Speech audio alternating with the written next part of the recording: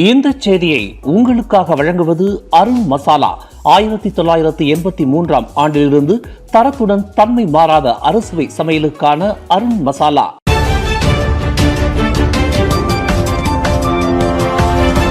வணக்கம். திசைகளின் ஒரு மணி செய்திகள். இரண்டாம் கட்ட SDR உதவித்தொகையானது நாளை முதல் செலுத்தப்படும். 5.2 மில்லியன் மலேசியர்கள் பயனடைகின்றனர். பிரதமர் அன்வார் அறிவிப்பு. சும்பங்கன் துனாய் ரஹ்மா எனப்படும் SDR உதவித்தொகையின் இரண்டாம் கட்டமானது நாளை மார்ச் 10 முதல் செலுத்தப்பட உள்ளதாக பிரதமர் டத்தோசரி அன்வார் இப்ராஹிம் இன்று அறிவித்துள்ளார்.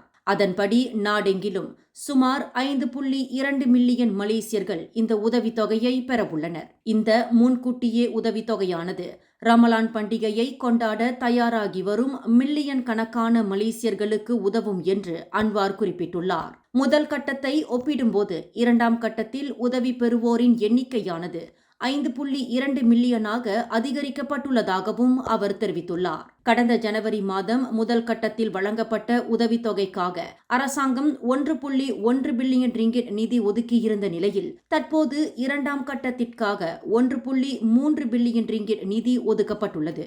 மேலும் இத்திட்டத்தின் கீழ் புதிதாக சேர்க்கப்பட்டுள்ள 2 லட்சம் மலேசியர்களும் வரும் மார்ச் 30 முதல் SDR உதவித்தொகையை பெறவுள்ளதாகவும் அன்வார் தெரிவித்துள்ளார். இந்த இரண்டாம் கட்ட உதவித்தொகையின்படி 3.8 மில்லியன் குடும்பங்கள், 1.4 மில்லியன் தனித்து வாழும் மூத்த குடிமக்கள் சுமார் 100 ரிங்கிட் முதல் 600 ரிங்கிட் வரையில் அவரவர் தகுதிக்கு ஏற்ப பெறவுள்ளனர். 2026 ஆண்டிற்கான SDR மற்றும் சாரா உதவித்தொகைக்கான அரசாங்கத்தின் மொத்த ஒதுக்கீடு 15 பில்லியன் ரிங்கிட் ஆகும். இது மலேசிய வரலாற்றில் கூட்டரசு அரசாங்கத்தில் ஒதுக்கப்பட்ட அதிகபட்ச தொகையாக கருதப்படுகின்றது. இந்து ஆலயங்கள் மற்றும் வழிபாட்டு தலங்கள் தொடர்பான பிரச்சினைகளை தீர்க்க சம்பந்தப்பட்ட சமய அமைப்புகள் மற்றும் அதிகாரிகளுடன் மலேசிய இந்து சங்கம் பேச்சுவார்த்தை நடத்தி வருகின்றது.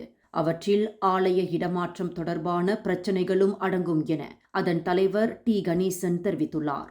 மேலும் சமய நடைமுறைகள் மற்றும் சட்ட விதிகளுக்கு ஏற்ப தீர்வுகள் காணப்படுவதை உறுதி செய்வதற்காக இந்து சங்கமானது சுமார் 35 சமய அமைப்புகளுடன் இணைந்து செயல்பட்டு வருவதாகவும் அவர் குறிப்பிட்டுள்ளார்.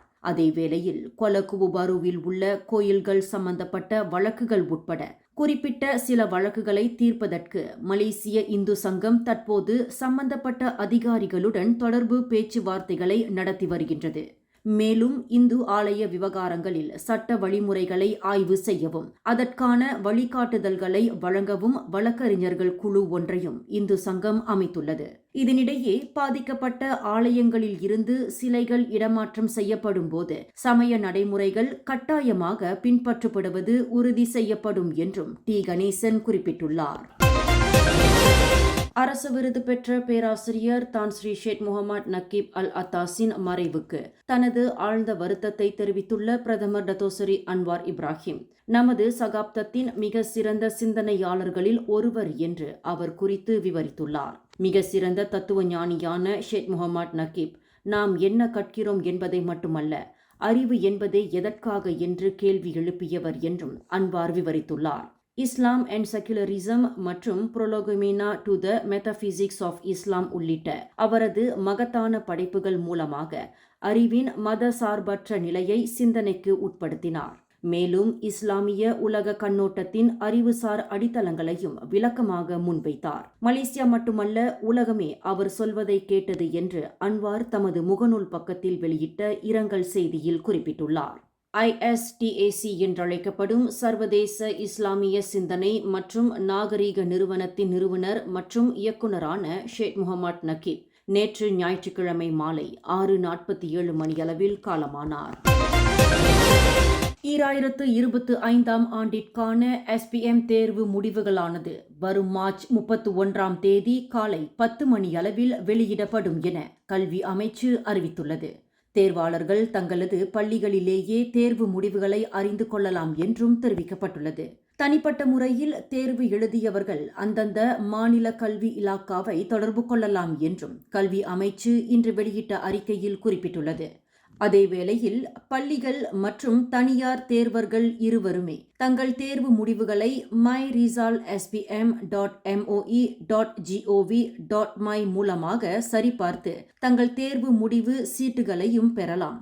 மேலும் SMS மூலமாகவும் தேர்வு முடிவுகளை பெற முடியும் என்று கல்வி அமைச்சு தெரிவித்துள்ளது. நாடெங்கிலும் 3350 தேர்வு மையங்களில் மொத்தம் 4,13,299 தேர்வாளர்கள் 2025ஆம் ஆண்டிற்கான தேர்வு எழுதியுள்ளனர் என்பது குறிப்பிடத்தக்கது. அம்னோவில் மீண்டும் இணையும் எண்ணம் தனக்கு இல்லை என்று அக்கட்சியின் முன்னாள் உச்சமன்ற உறுப்பினரான அன்வார் மூசா தெரிவித்துள்ளார். கடந்த 2023ஆம் ஆண்டு அம்னோவிலிருந்து விலகி பாஸ் கட்சியுடன் தன்னை இணைத்துக் கொண்ட அவர் தற்போது பாஸ் கட்சியை விட்டு அம்னோவில் மீண்டும் இணைய தனக்கு எந்த ஒரு நியாயமான காரணமும் இல்லை என்று தெரிவித்துள்ளார். பாஸ் கட்சிதான் தனது எதிர்காலமாக கருதுவதாகவும் அதில் தனிப்பட்ட முறையில் கொள்கைக்காக போராட இடமிருப்பதாகவும் அன்வார் குறிப்பிட்டுள்ளார். அதேவேளையில் அம்னோவிலிருந்து விலகி பாஸ் கட்சியில் இணைந்த மற்ற உறுப்பினர்களும் அக்கட்சியிலேயே தொடர்வார்கள் என தாம் நம்புவதாகவும் அன்வார் தெரிவித்துள்ளார். முன்னாள் அம்னோ உறுப்பினர்கள் அனைவரும் எந்த ஒரு நிபந்தனையும் இன்றி கட்சியில் மீண்டும் இணையலாம் என அதன் தலைவர் டத்தோசரி அஹ்மத் ஜஹீர் ஹமிடி கடந்த வாரம் அழைப்பு விடுத்தார் என்பது குறிப்பிடத்தக்கது. கேமரன் மலைக்கு மோட்டார் சைக்கிளில் பயணம் செய்த 19 வயது இளைஞர் கம்போங் புக்கிட் ஜெரோ பகுதியில் உள்ள சாலையோர புதர் ஒன்றில் சடலமாக காணப்பட்டார். நேற்று மாலை 6:40 மணியளவில் பொதுமக்கள் அளித்த தகவலின் அடிப்படையில் அவரது சடலமும் அதன் அருகே அவரது மோட்டார் சைக்கிளும் மீட்கப்பட்டதாக பசுட் மாவட்ட போலீஸ் தலைவர் ரோசாய்மி அப்துல் ரஹீம் தெரிவித்துள்ளார். கம்போங் பத்திங் லிந்தாங் பகுதியில் உள்ள பெட்ரோல் நிலையத்தின் CCTV காட்சி பதிவில் வெள்ளிக்கிழமை அதிகாலை 1:38 மணியளவில் அந்த இளைஞர் வந்த போன காட்சிகள் பதிவாகியுள்ளன. அதன் பின்னர் கேமரன் மலைக்கு செல்லும் வழியில் அவரது மோட்டார் விபத்துக்குள்ளாகி இருக்கலாம் என போலீசார் தெரிவித்துள்ளனர். அந்த இளைஞரின் பெற்றோர் கார் ஒன்றில் கேமரன் மலைக்கு சென்ற நிலையில் அந்த இளைஞர் தனது மோட்டாரில் தனியாக பயணம் செய்துள்ளார். இந்நிலையில் அவரது சடலமானது சவ பரிசோதனைக்காக பசுட் மருத்துவமனைக்கு அனுப்பி வைக்கப்பட்டுள்ளது. கிளாந்தான் கொலக்கராய் சுல்தான் இஸ்மாயில் பெத்ரா மருத்துவமனை விடுதியில் 29 வயது மதிக்கத்தக்க பயிற்சி மருத்துவர் சடலமாக மீட்கப்பட்ட சம்பவத்தை விசாரணை செய்ய கிளாந்தான் சுகாதாரத்துறை ஒரு விசாரணை குழுவை அமைத்துள்ளது. அம்மருத்துவரின் இறப்பிற்கான காரணம், பணியிட மன அழுத்தம் மற்றும் பிற காரணிகளை ஆராய்ந்து அக்குழுவானது முழுமையான விசாரணைகளை மேற்கொள்ளும் என அதன் இயக்குனர் அஸ்மான் யாக்கூப் தெரிவித்துள்ளார். இச்சம்பவத்தால் தாங்கள் மிகவும் வருத்தமடைவதாகவும் நேற்று அம்மருத்துவரின் குடும்பத்தினரை சந்தித்து ஆறுதல் கூறியதாகவும் அஸ்மான் குறிப்பிட்டுள்ளார். உயிரிழந்தவர் எகிப்தில் உள்ள மன்சௌரா பல்கலைக்கழகத்தில் மருத்துவ பட்டம் பெற்று கொலக்கராய் சுல்தான் இஸ்மாயில் பெத்ரா மருத்துவமனையில் பயிற்சி மருத்துவராக பணியாற்றி வந்தார்.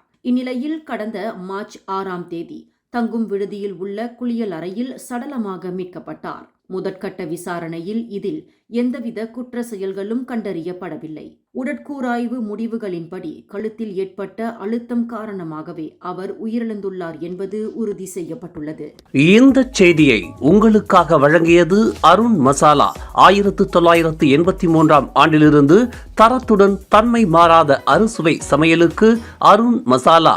மேலும் செய்திகளை தெரிந்து கொள்ள கீழே இருக்கும் பெல் பட்டனை அழுத்துங்கள். உங்கள் மகிழ்ச்சியை வெளிப்படுத்த லைக் மற்றும் ஷேர் செய்யுங்கள். தொடர்ந்து திசைகளோடு இணைந்திருக்க சப்ஸ்கிரைப் செய்யுங்கள்.